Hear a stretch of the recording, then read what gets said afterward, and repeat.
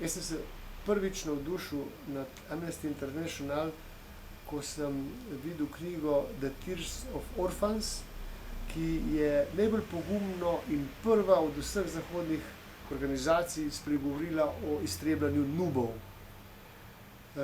Drugič sem se pa navdušil, ko sem bil sam zaprt v Etiopiji in je prišla k meni predstavnica Rdečega križa in je rekla, veš, mi smo lahko prisotni v Etiopiji in lahko dobavljamo hrano in vodo v zapore, zato ker smo bolj fleksibilni in pač sprejmemo pogoje, v katerih moramo delovati, ne.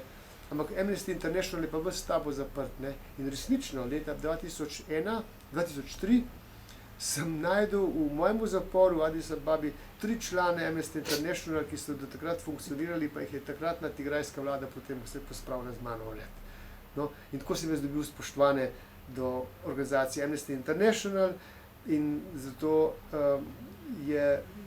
vidim Amnesty International kot najbolj pogumno organizacijo, ki jo je treba podpirati, če hočemo, da ne bomo sami končali v zaporu, da ne bo prepozno.